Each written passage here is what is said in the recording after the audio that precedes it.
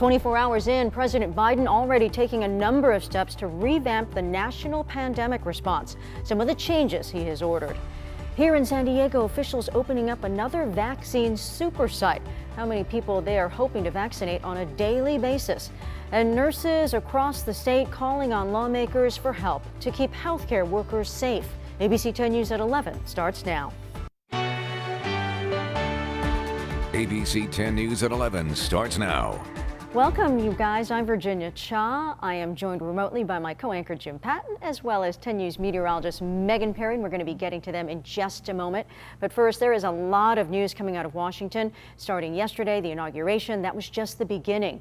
President Biden signing several executive orders already. We're going to get to those throughout the show. Right now, during his first full day in office, President Biden getting ready to speak to address his administration's plan for handling the pandemic going forward.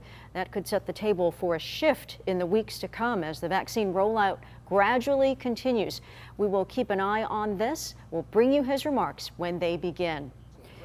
Well, the executive orders signed by President Biden yesterday address a broad range of issues, but a large part of the focus was on tackling the pandemic. ABC's Alex Perche lays out some of the things the president did on day one and what he's aiming to do going forward. President Biden hitting the ground running in his first full day in office. After signing a number of executive actions on Inauguration Day, the new president expected to sign a flurry of additional orders today. Biden zeroing in on the coronavirus pandemic. I'm going to start today. The compounding crisis of COVID-19, along with the economic crisis. Mr. Biden, who is holding a briefing on COVID-19 later, is reversing course from some of Trump's policies on day one. President planning to establish a COVID testing board, developing guidelines to safely reopen schools, and taking steps to try to overcome the disproportionate impact of the pandemic on people of color. Yesterday, he also signed a mask mandate for all federal lands. Biden making it clear that his will be a different administration, taking several steps to undo some of Trump's most controversial moves by rejoining the Paris Climate Accord and undoing the so-called Muslim travel ban. But some of his biggest initiatives will require Congress, including his $1.9 trillion economic rescue package. The proposal includes additional $1,400 stimulus checks for most Americans, extending unemployment benefits, funding for vaccination efforts, and extra cash for state and local governments and schools. President Biden's promised unity. On this January day, my whole soul is in this, bringing America together, uniting our people, uniting our nation. And while Democrats do control the Senate, it's a 50-50 tie with Vice President Kamala Harris acting as the tiebreaker. And with the Senate preparing for the impeachment trial of Donald Trump, achieving unity could prove difficult. Something else different about this administration, President Biden saying that he won't tolerate anyone on his staff being disrespectful, threatening to fire people on the spot if he hears them talking down to a colleague. Alex Perche, ABC News, Capitol Hill. And another one of the moves being made, rejoining the World Health Organization. Dr. Anthony Fauci will represent the United States there and talked about the move this morning.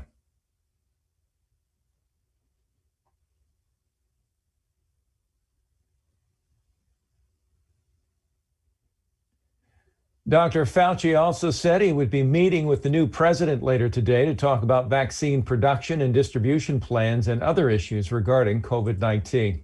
Well, the second COVID-19 vaccine superstation in the county has opened its doors. ABC 10 News reporter Marie Cornell shows us why this location was specifically chosen.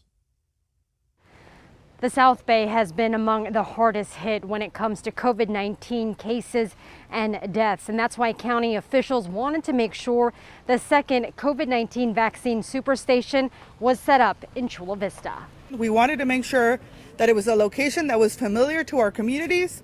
We wanted to make sure it was close to transportation. And I think many of you know that this site has been serving as a testing site. The old Sears building at the Chula Vista Shopping Center on Broadway will now also become home to the county's second COVID-19 vaccine superstation. But unlike the site near Petco Park, this one will be walk-in, but appointments are still needed. Sky 10 was above showing the lay of the land. The plan for the first day is to vaccinate 1,800 people. Sharp healthcare workers will then effort 5,000 vaccines a day. As of right now, appointments at this site are available to those 75 years old and up, healthcare workers, and those living or working in long-term care facilities. City leaders say having this resource in the South Bay is essential to getting back to daily routines. While the rollout of the vaccine has seemed slow, it's collaborations like this one that we are announcing today that improves access to a life-saving vaccine that will allow us to return our kids to school, reopen our businesses, and rebuild our economy. Again, appointments are necessary if you want to get vaccinated at this superstation, and you can get an appointment by signing on to the county website. County officials say there are plans to build other vaccine superstations in other locations. Reporting from Chula Vista, Marie Cornell, ABC 10 News. And the batch of the Moderna vaccine that was pulled out of circulation can now be used again. About 330,000 doses had been held back after 6 people suffered allergic reactions in one day last week at the Petco Park vaccination site. The state health officials say that their investigation found the batch is safe and providers with those doses can resume using them. Welcome news about that Moderna batch as California needs all the help it can get speeding up the vaccine rollout.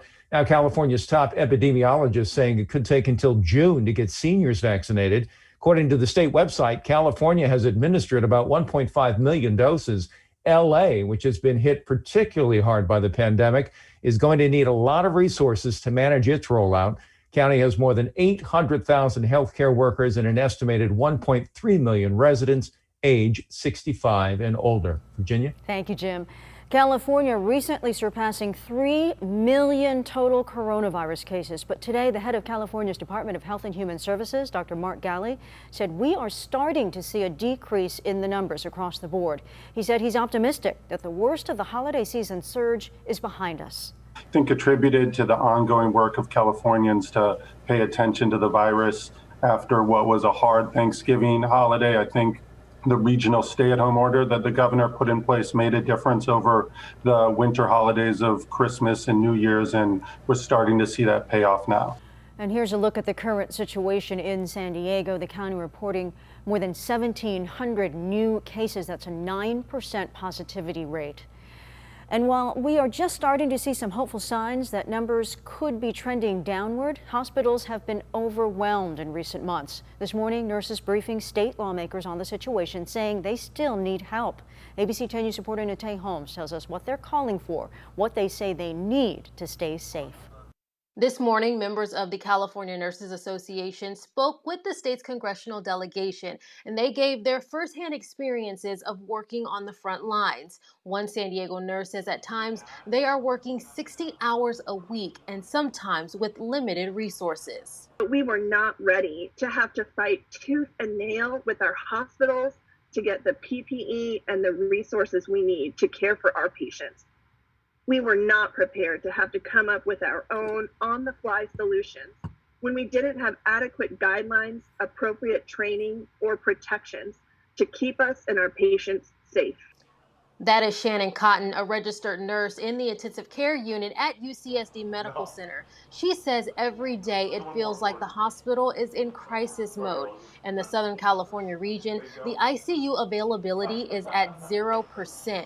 During this morning's virtual press conference, nurses say they are not receiving the proper PPE to care for COVID-19 patients. Nearly a year into the pandemic, nurses throughout California are reporting suboptimal PPE, including being told to wear an N95 respirator for an entire 12-hour shift. The group is also asking state leaders for widespread COVID-19 testing for healthcare workers and all patient admissions. The California Nurses Association represents nearly 100,000 registered nurses around the state. Nate Holmes, ABC 10 News. Well, this morning, the protective barriers around the Capitol building coming down following the inauguration. The fences put up after the storming of the Capitol earlier this month, which prompted the second impeachment of President Trump. This morning, House Speaker Nancy Pelosi said she intends to push that process forward. I don't think it's very unifying to say, oh, let's just forget it and move on. That's not how you unify. Joe Biden said it beautifully. If you're going to unite, you must remember. And we must bring this in. And look, that's our responsibility. Pelosi says she does not have a timetable yet for sending the articles of impeachment to the Senate, is still waiting for them to work out a power sharing agreement as a result of the 50-50 split there now.